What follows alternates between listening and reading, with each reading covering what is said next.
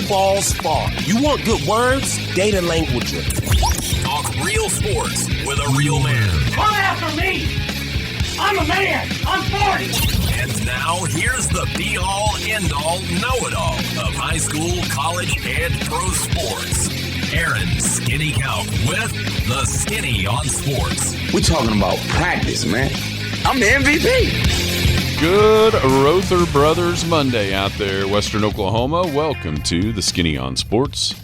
Right here on 98.1 FM, the Sports Animal. Glad to have you along for the next hour. Man, do we have stuff to talk about. We can kind of have some first early thoughts about this week's U.S. Open at Shinnecock Hills up in the Hamptons. One of those top 3 or 4 different golf courses in America. Some interesting stats about the previous U.S. Opens at Shinnecock that are mind-boggling. So we can hit that at the very end. Oklahoma's still rolling on the baseball field as they blow away Alabama on Saturday. Georgia comes tonight to try to get themselves into basically the semifinals, or essentially, if you count the series, the championship series as the finals. And, man, it's a lot easier path if you win tonight as opposed to having to go down into the losers brackets. We got that. The Carolina Hurricanes are Stanley Cup champs. There was one major change that was made by Rod Brindamore, the head coach of the Hurricanes, that changed the series. I'll tell you what that was. The Knicks are NBA champions for the first time since 1973. Man, there's some crazy stats about the way those games were played that really kind of contradict the 5-game result. Did Victor Wembanyama's stock take a hit, especially in the NBA Finals?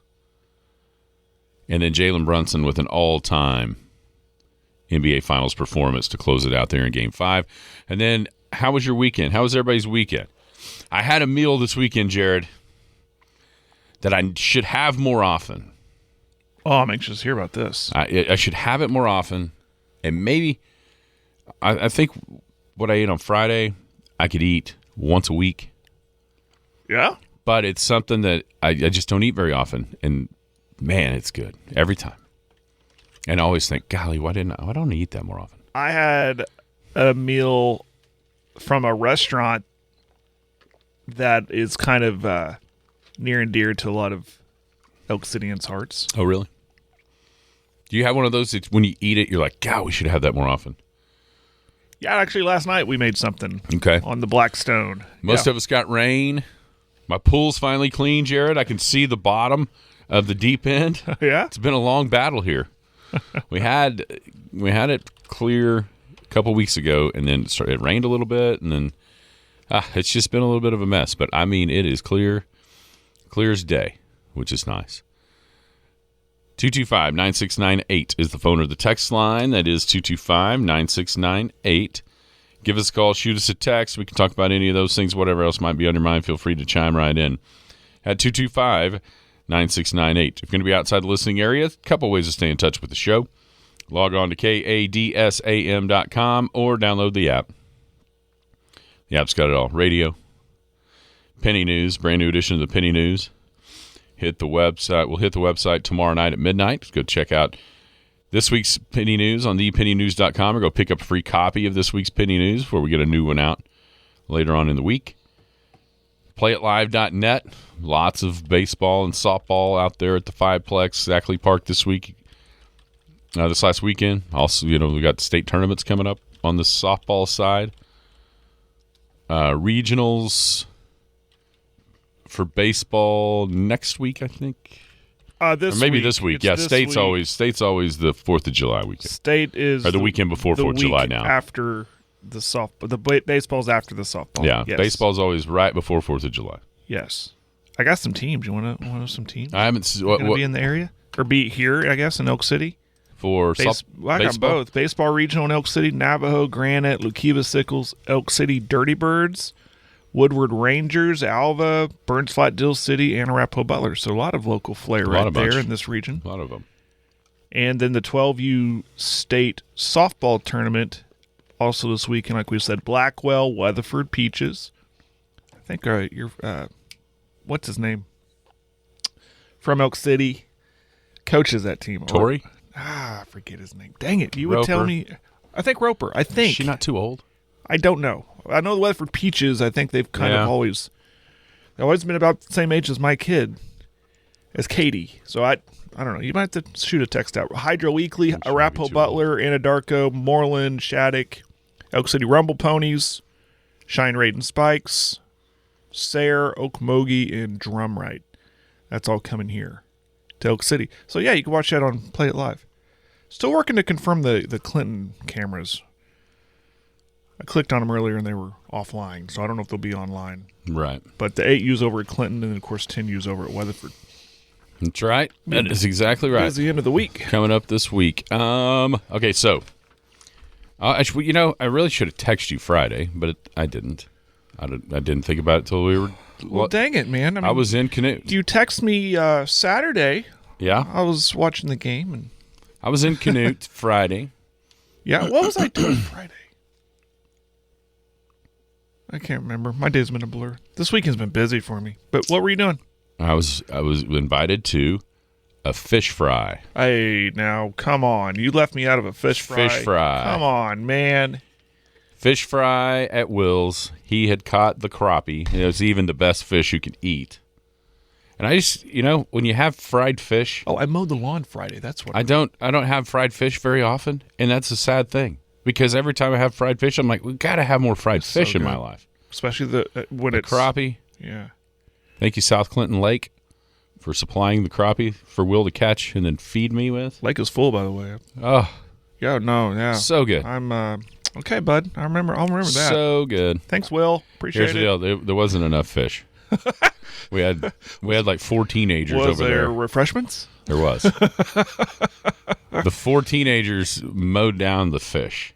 My wife was super mom on Friday. She has every other Friday off, so this particular Friday she took the girls to the city to do some shopping, get their nails done, blah, blah, blah. Came home. They had talked her into taking them to the pool here. Oh, really? Because it stayed open later. It stays open. I don't know if that's a one-time thing on Fridays. Because of the festival? Yeah. She took 6 girls. She's probably the one that needed a refreshment after that. Well, she went and sat with a book, while the girls swam all the way to close, which was like 10 o'clock. Oh, my gosh. She said it was nice because I could hear the music in the park. Yeah, that's true. So I was mowing and doing all the yard work, and, I could have used some fish. That's what I did Saturday. Could have used some of that food. Probably should have because it was still wet, but I went ahead and did. Got everything mowed up. Yeah, fried fish. That's something I don't have. No, yeah. Need to have it more often. I said a couple weeks ago, I want to buy a fryer to do something like that sometimes. You know what he did? What'd he do? He got an aluminum pan. Yeah. Put oil in it and put it out on the black stone. Yep. I've tried that. I can't get it hot enough. That's exactly what he did. It was good. I tried that during last fall. I remember it was the OU Auburn game. Mm-hmm. I tried doing that. I just don't know why I couldn't get it hot enough. There was squash fries. Ooh. Very good. Homegrown, I hope? Yeah. Out of Oompaw's garden. Squash fries. A different, like a hush puppy muffin. More of a muffin look. Okay. But hush puppy. Nice. Delicious. Nice. Man. Jalapeno poppers. I mean, it was. Yeah, should have invited you. Sounds good. I didn't think about it until we were leaving. I was like, oh, we should have see if Jerry wanted to come. I could have hang out for a little bit. Definitely used a refreshment after mowing. I did fried rice and chicken last night on the Blackstone, which is always fun. You feel like a hibachi grill out there. I cooked all kinds of stuff this weekend. I did 2 whole chickens on the Yoder Saturday. Kind of had an impromptu pool party. Cool. And then yesterday I made country-style ribs and a tri-tip. Okay. Man, we ate good this weekend. Yeah. So I went up to Woodward on Saturday. I'm still in the process of going through this house, and took the family, took a trailer, got a trailer load of stuff, and I found some cool retro stuff. I found a berry. It was like I think it was a laundry bag. maybe for dirty towels or jerseys or something, but it said Barry Switzer football camp on it. I don't know if it's authentic, I don't know but that was cool. And for lunch, we went to a taco factory up in Woodward. He got us got some food there. Allie said we got to go to taco factory, so let's go. It's very good. Very good food. So that was my Saturday. Then came back, got home for about the last half of the OU game. Any worry that they were going to cool off? Man, nope. Only disappointment was Taki didn't hit a home run. But man, can they do it today?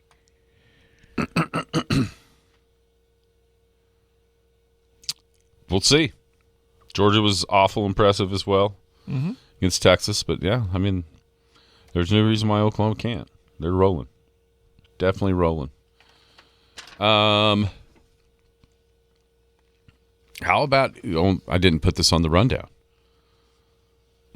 How about? I know what I was doing Friday too. Watching the soccer. Yeah, I was hurrying to get done mowing to sit down and watch that game, and when I finally got done, they're up 2-0. I mean, there is a very good chance that that's the best World Cup soccer performance by an American team ever. The 4 goals will tell you it is. I say it's 3 goals because one was an own goal, but no, yeah, you're right. It was everything was perfect with that start outside giving up the 1 goal. But at that point, it was like, yeah, it kind of kept you interested because when they made that goal, like, well, if they can get another one, then we suddenly got a game.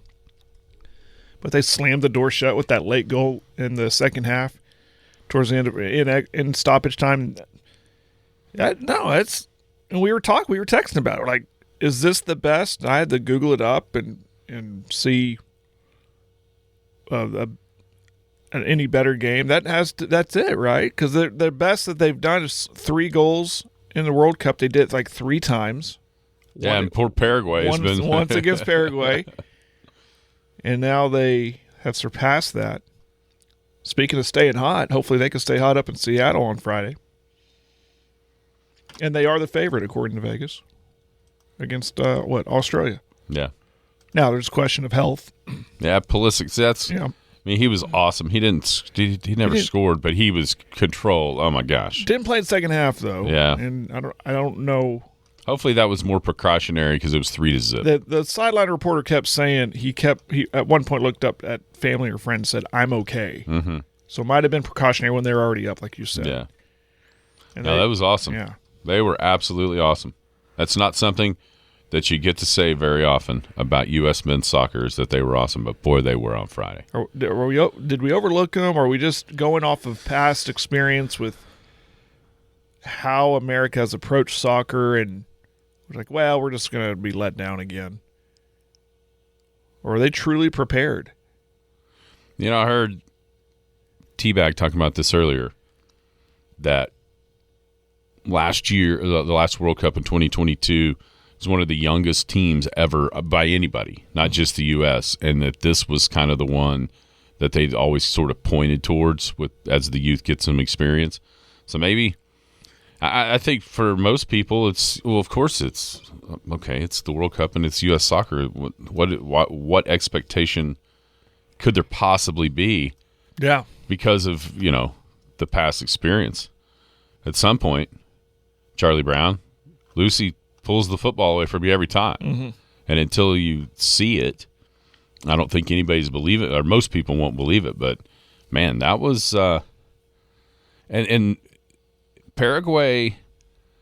The thing that really, when you the run up to it, Paraguay's defense was really good. Paraguay beat Argentina and beat Brazil in World Cup qualifying. So it's not like this, and especially the 4 goals against a team that had about half of their World Cup qualifying matches, they didn't allow any.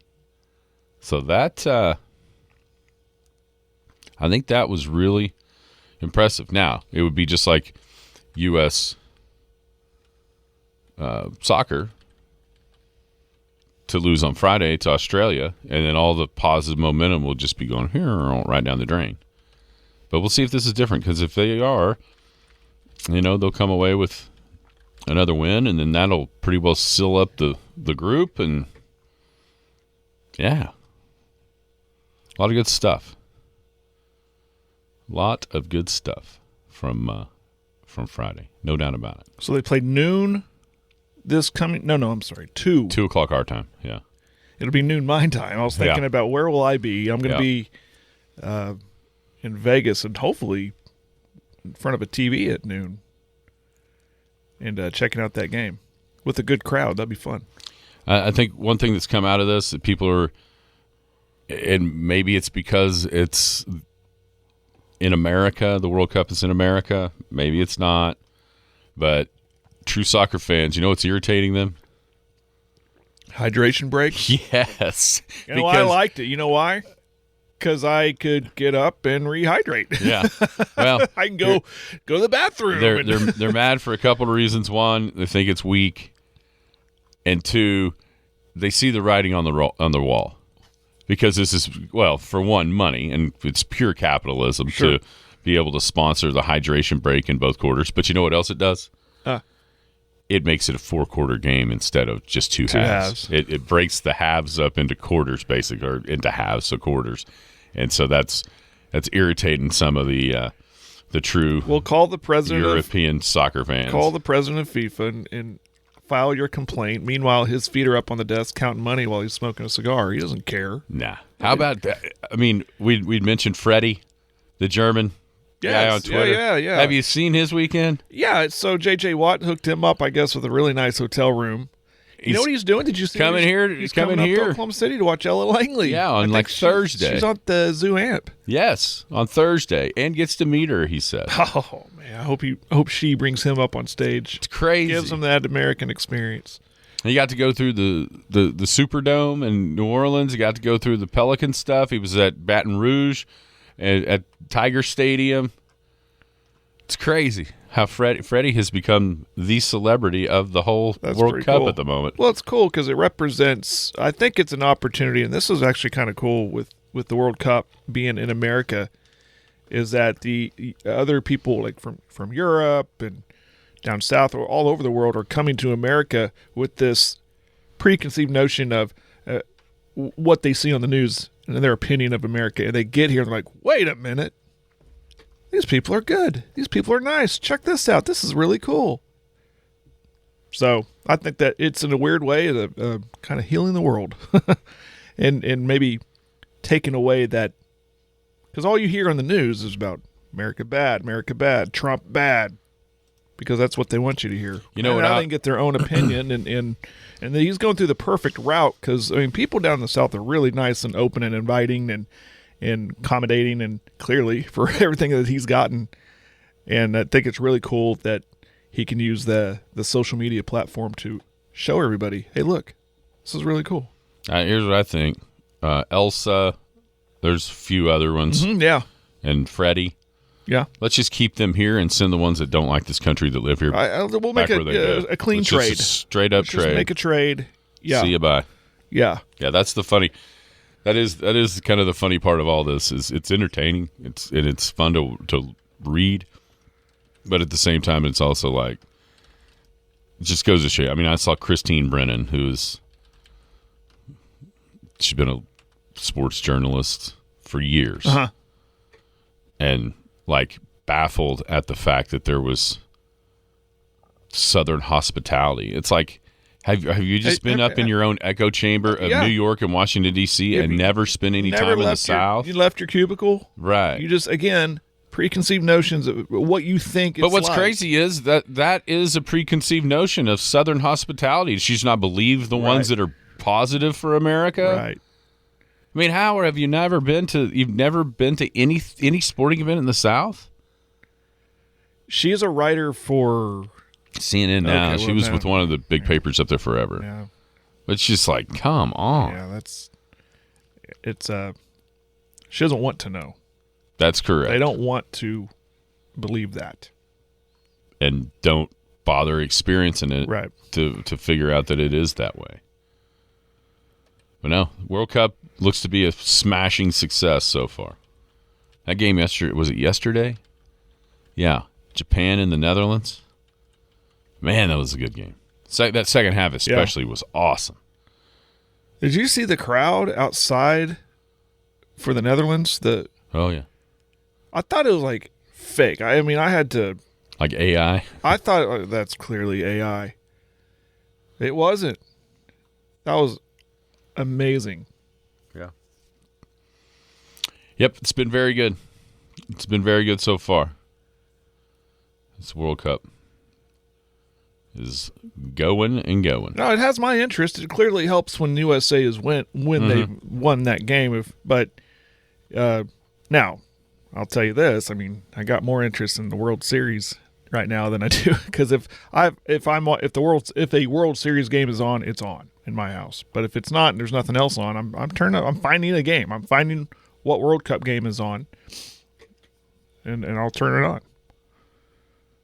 But it was sit-down appointment watching television for me on Friday night. As soon as I was done with my yard work, I sat down in my garage, cracked open a cold one, and watched the Americans whip up on Paraguay.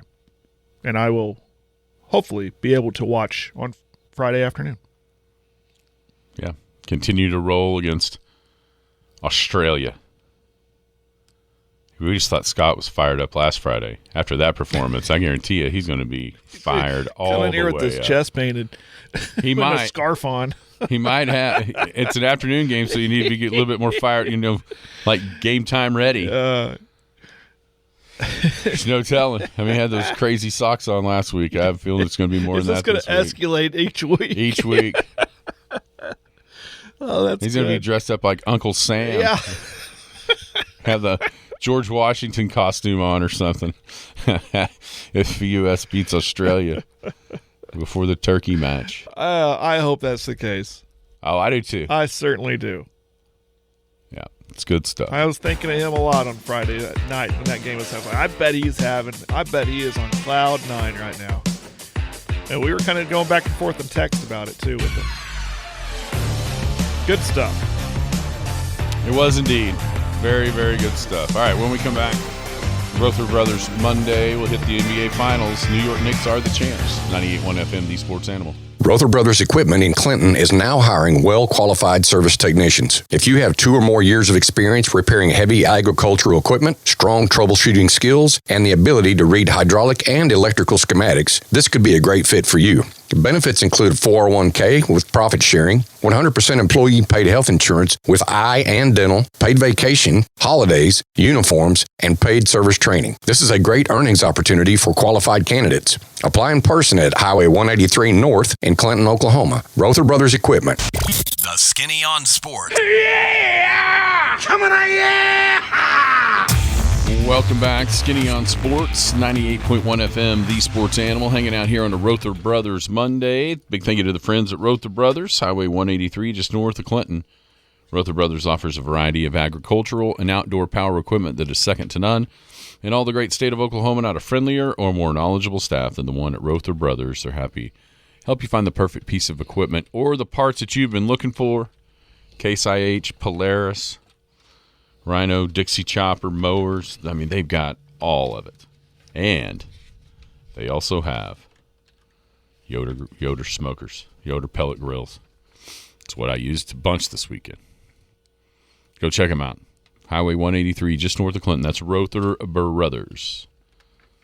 Since 1976. Jared, the New York Knicks are NBA champs. They go into San Antonio, win 94-90 in Game 5. And so a 5-game series win for the New York Knicks over the San Antonio Spurs. First title since 1973. This is a weird one because, all kinds of stats pouring out after the series is over that would tell you, yeah, this could have been a 4-1 series, but the other way. Yeah. With the amount, the time spent leading this series was Spurs 80%. Here's one. Let me pull this up. that I saw yesterday. The Knicks trailed the Spurs in the NBA Finals by double digits. Not just trailed, but by double digits for 62 minutes and 21 seconds. The Knicks led for 56 minutes and 43 seconds in the entire series. So the Spurs had double-digit lead for 6 minutes more than the Knicks led, period, in this entirety of the series. And yet the New York Knicks are NBA champs in 4-1 fashion in 5 games, winning all 3 games played down in San Antonio. Not how you start, it's how you finish, I guess. Yeah, I mean, and those two things don't jive, right? Right. I mean, here's another one. The Spurs led for 153 minutes, 80% of the series. They led and lost 4-1. And we had talked about it throughout that for the first time in this playoff run, I think you saw a little bit of youth. Yeah. Yes. On the court and on the sidelines as well. And at the podium. And just the whole way around. Mitch Johnson, his first real experience as a coach, thought he made a couple of blunders in Game 4. Obviously, the way he played Wemby, and for him to run out of gas down when they're up 25 in the third quarter, there's no sense in that. And then I thought the other night, maybe the biggest play of the game, when Mitchell Robinson grabbed that offensive rebound with, 26 seconds left? He's immediately telling him to foul. Well, he thought the shot clock was going back to 24. It only goes to 14. Right. And so you could have got a stop and then, essentially had a chance to tie the game, send it to overtime. Instead, he's immediately signaling foul. And that's things that as he goes along himself and the players that we'll get better at. But there's no doubt that one team was built to finish games, and the other one couldn't figure out how to do it. Right.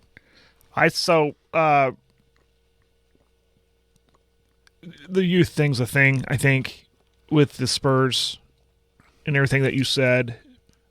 We can hyper-focus on Wemby, but, his not shaking hands, leaving the court, his demeanor at the podium. I get it. You're upset. You're trying to convey that you're upset with losing the finals, but there's graceful ways of doing it. And I just think he has a little growing up to do.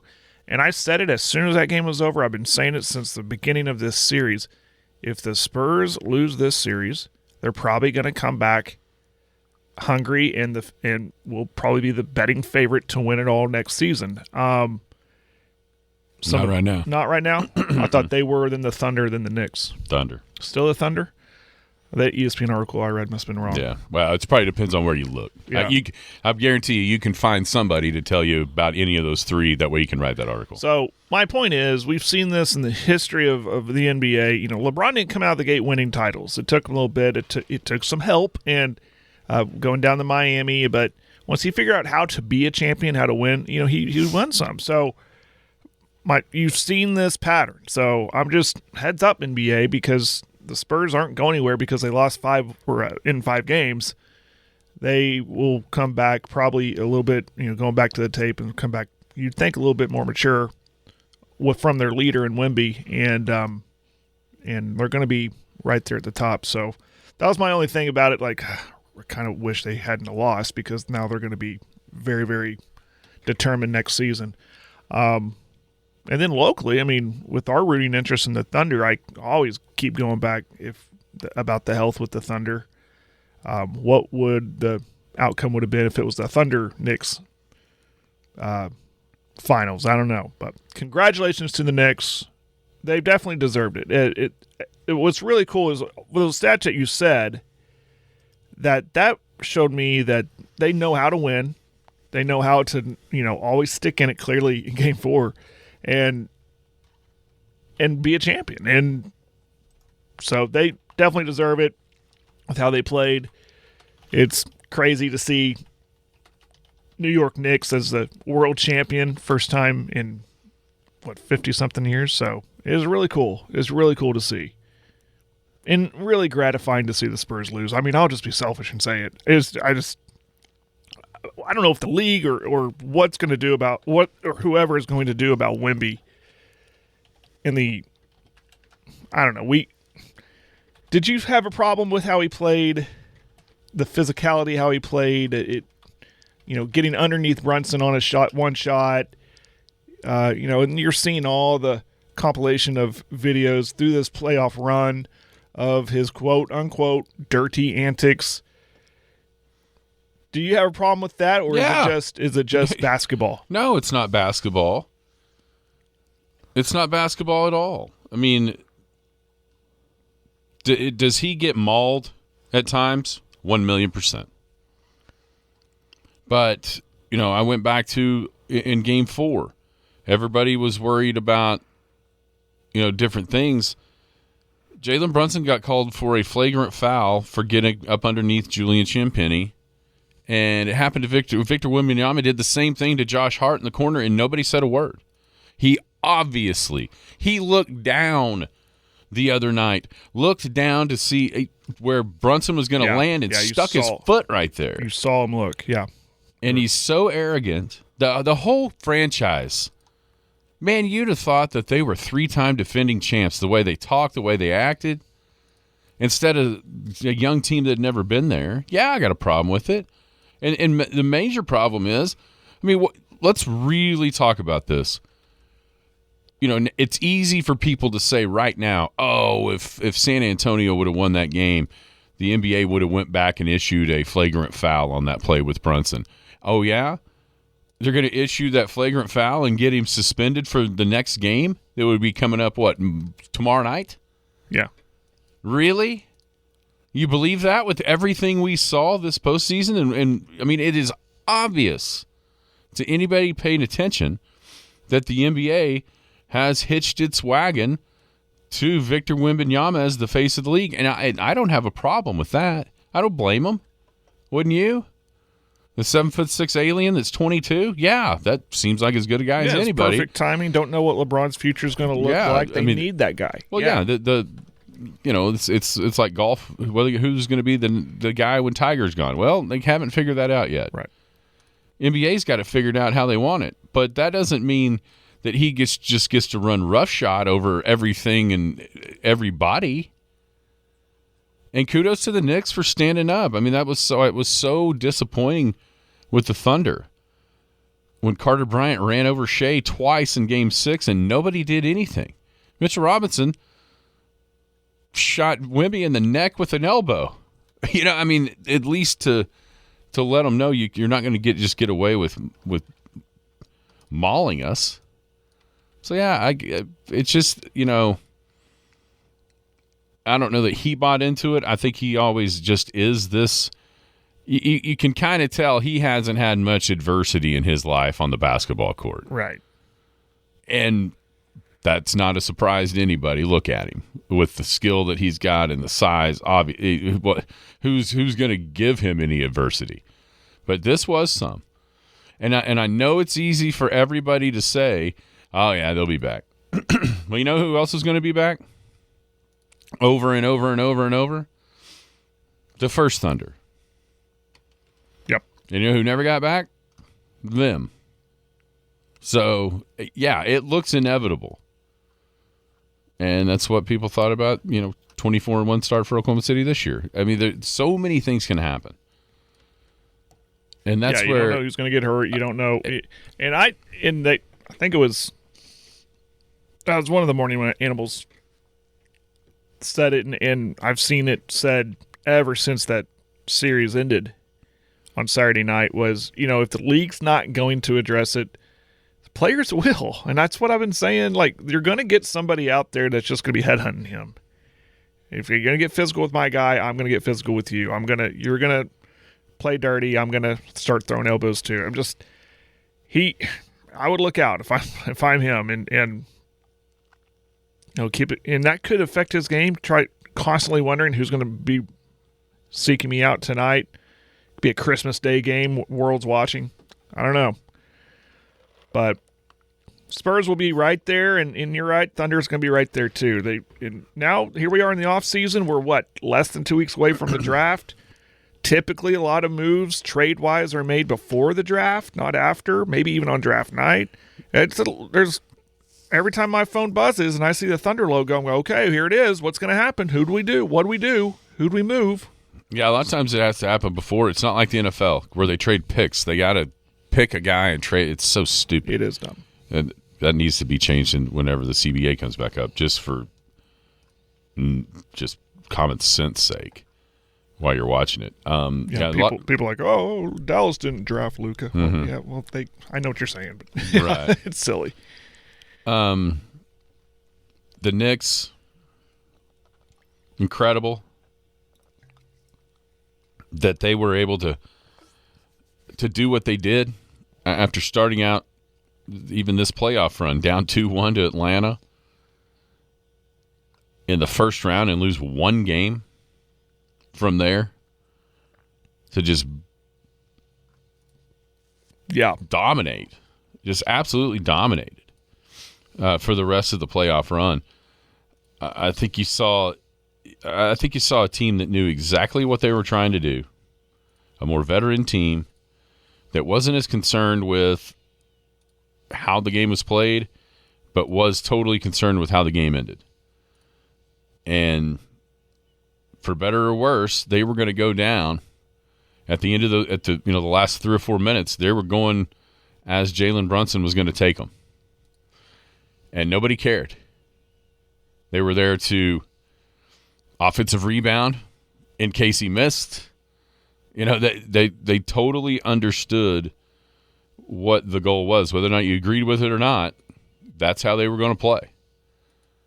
And he was fantastic Saturday night. One of the best closeout performances in the NBA Finals or heck any playoff series of all time. And that was the guy. He had scored a bunch of points, but he had taken a whole bunch of shots to do it in the first 3. Those last 2 games were a lot more efficient, Jalen Brunson, than maybe at the first. I don't know if that's just because he sort of started figuring the Spurs out a little bit, or got used to being out there with Wemby. But man, 45 on 27 shots, 14 of 27 to close out the San Antonio Spurs. That's an all-timer. It's going to be one of those that we are going to remember forever. Yeah, was calm about it, was patient about it, maybe not as efficient as you said, but did what it took to win, and closing them out like that was pretty damn impressive. And there's that talk of who's the Finals MVP, who's the final, and there was a lot up in the air of who could that be, and he definitely he reminded everyone, I'm the guy. We're not here without me. Yeah, there wasn't any conversation after game 5. You can make an argument for Anunoby going into that game, but when dude drops 45 to close it out, he gets the trophy. And kudos to him. And really cool, him, Mikal Bridges, and Josh Hart won the titles of Villanova together, and now win an NBA title together there with the Knicks, and then everything that surrounds that. You just, the one thing that you wish, and it was never going to be a possibility because, quite frankly, that city at this point isn't just New Yorkers. It's lots of bad characters from all over the world that shouldn't be here. And so you knew what was going to happen. What happened was going to happen. Meaning looking more like a war zone than just hopefully the parade will be normal.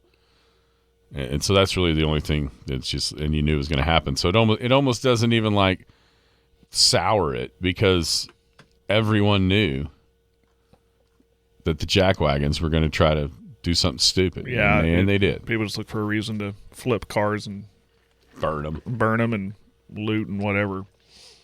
But real fans aren't doing that. They're celebrating but yeah, you're right. We all, it's why they grease up the poles in Philly when because there are dum-dums that do that kind of stuff. It's everybody has bad apples, but New York more so than others because there's so many more people. So many more people, but it is cool for the city of New York. It's to have a major championship like that, world title. It's something that, they've had their Yankees win. They've had the Giants win, but the Knicks is something truly special because it's how long the Knicks have been in New York, MSG, all of it. So that's really cool. It's going to be one they'll talk about for a very long time. Yeah, I want if you had a New Yorker that his teams were like the Knicks, the Yanks, and the Giants. Which one of these would he put at the top of, which one of those would he put at the top of the list? I think this reminds me so much. And it's not just because, Wednesday is that day, that June 17th, 1994 that we talk about, has the 30 for 30 of all the things that were happening. But this one does remind you, or reminds me at least, way more of the Rangers title back in 94, breaking that long curse. And yeah. This one is like that. I think it was one more. I think it was 1950. So that was 54 years. This one's 53 years, back to 1973. I think those are more the kind of comparison to each other as opposed to the Yankees titles or any of that. Well, the thing is about the Yankees titles and the Giants titles, a lot of Knicks fans, New York fans could say, I wasn't even alive the last time the Knicks won a title, or I was a baby. I mean, I was a kid. I barely remember it, Like for me, okay? Like, I really hope OU goes and makes a run at this thing because I was a fourth grader the last time they won a baseball title. So that's another reason, they're like, yeah, we're used to seeing the Yankees win a lot. We're used to seeing the Giants. I mean, not now, but we've seen a couple of world titles in those sports. We want to see the Knicks win one. We're always told that, it's a basketball city, and we can't win a world title. Well, now they have it. Pretty cool. It's very cool. No doubt about it. It's very, very cool. The Stanley Cup Finals ended last night. A little anticlimactic the way that series ended. Here, I can tell you why. You want to know why? Yeah, you got the analysis on this. I was just you want to know why? tuning in to watch hockey. Why? I'll tell you why. Because in the first 8 periods of this series, and then overtime in game 2. So it went. Game 1 was the normal game. Game 2 was an overtime game, and then the first 2 periods of game 3, Carolina had Frederick Anderson in net. He surrendered 12 goals in the first 8 periods in that overtime in game 2. Going into the third period of game 3, Rod Brindamore chooses Brandon Bussey to be his goalkeeper now. Brandon Bussey gave up only 6 goals in the last 10 periods plus that double overtime in which they lost. So 12 goals in the first 8 periods, 6 goals in the last 10. That's why it was anticlimactic. Because Vegas quit scoring. Yeah. They couldn't score. And Carolina continued. They got 3 or 4 every game. And, Vegas started out 4, 5, 5, 3, and then the well got dry. And that's why it became that way. Because once Carolina got – like last night, when it got to be 2-0 in the second period, it felt like they could play the rest of the month and Vegas wouldn't score 2 goals. It just went that way. With the change in goalkeeper, I don't know if that gave the other Hurricanes more confidence. I don't know if they decided, you know what, maybe we don't have to try to score so many. If we trust this guy back there in net, so if we can get 1 or 2, then we can play a way more defensive style and not give up odd man rushes and that kind of thing to open up the game for Vegas. You'll have to listen to them tell you that, but I just know the numbers. And the numbers tell you the biggest difference in this series was when Rod Brindamore took Frederick Anderson out and put Brandon Bussey into net, and then from that moment on, Carolina kind of choked Vegas out.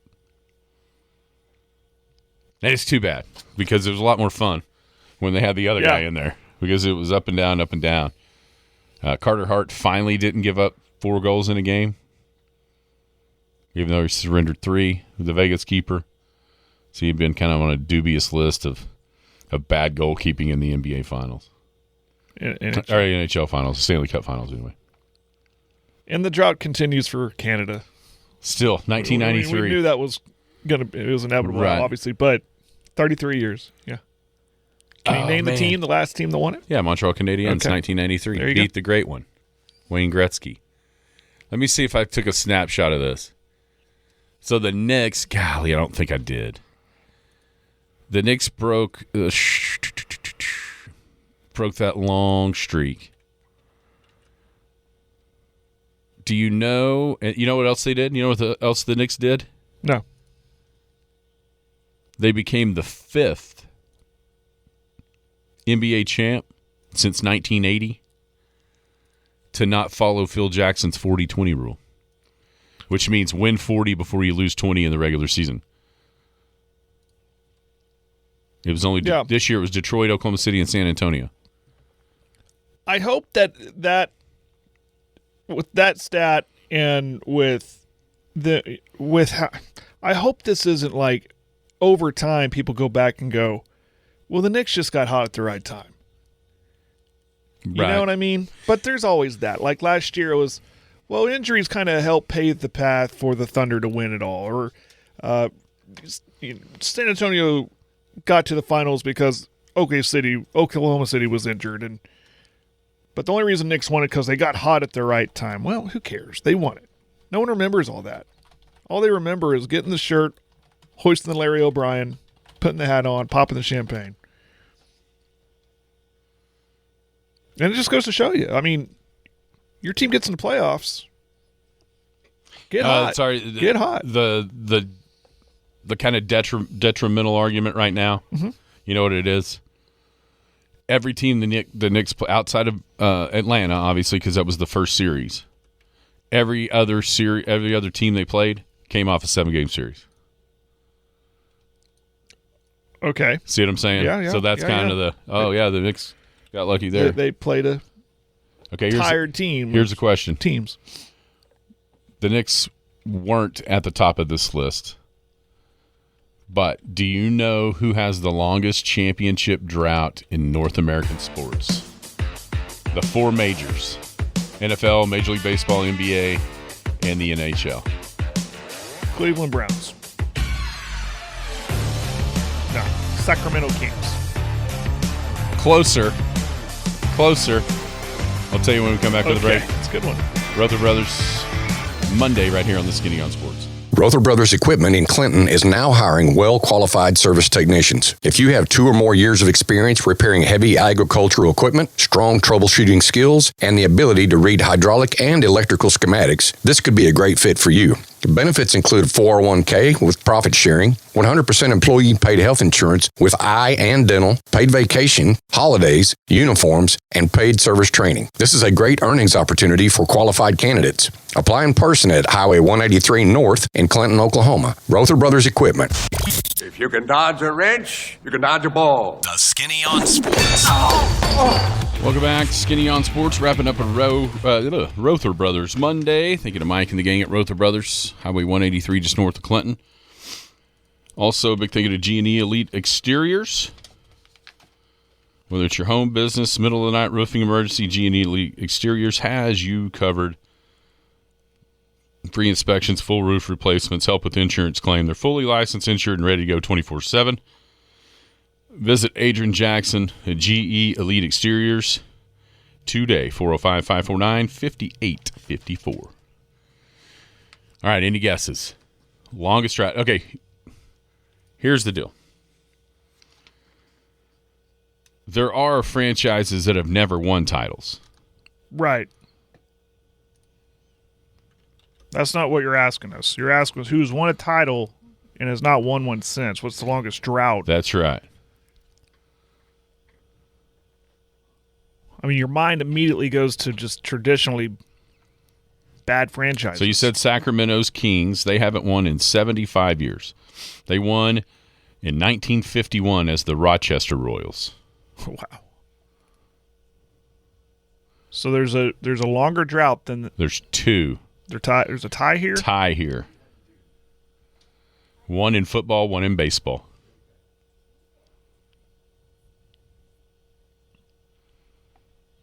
Well, I mentioned the Browns. That's not it.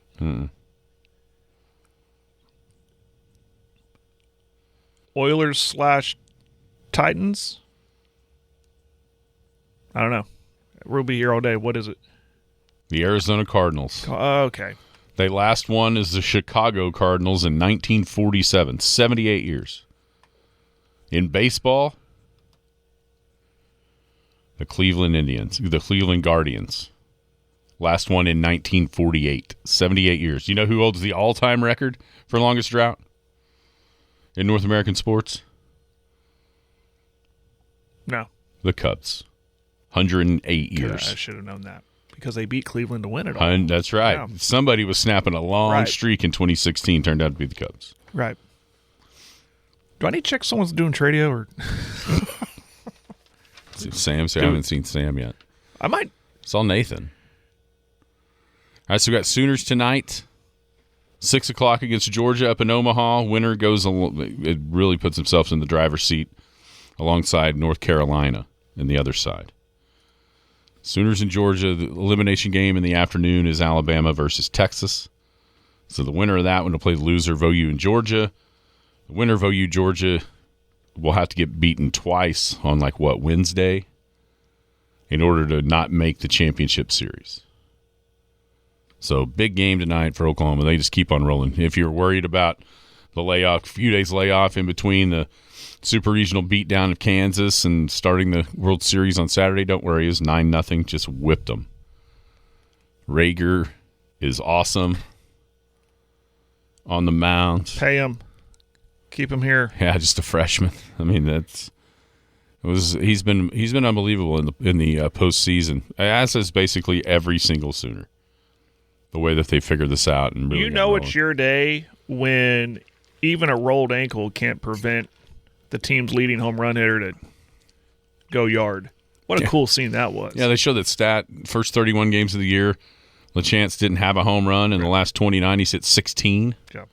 So that basically every other game, he's hitting a bomb. He barely get around the bases. Also, so we got that this week. And then he goes, squats down and catches. Yeah, the game. I don't know how that is. Just there was a point. Tough. There was a point there where I thought, "What are we doing?" I know. Let's get him out, and then he came back up and he ended up scoring from second on a hit. And you could see him looking back to where the outfielders were going to get the ball. Like, okay, they've got about 20 seconds to throw me out here. So that was good stuff. Also, U.S. Open coming up this week at Shinnecock Hills in the Hamptons. Ryder Cowan talked about that last week. Ryder will be in the field as he qualified for the U.S. Open as an amateur. You know, Shinnecock is one of these. You've got like Oakmont, Pebble, Shinnecock Hills, maybe Wingfoot as sort of the creme de la creme or Pinehurst number 2 is another one. Like the creme de la creme of the U.S. Open sites, and then they kind of fill in here and there with some others. Shinnecock, though, has been one of the hardest golf courses to play a U.S. Open on. And this stat comes courtesy of Jamie Kennedy on Twitter. Saw this last week, and I was like, I got to save this for the U.S. Open week. So Shinnecock Hills has hosted the U.S. Open 4 times in the last 100 years.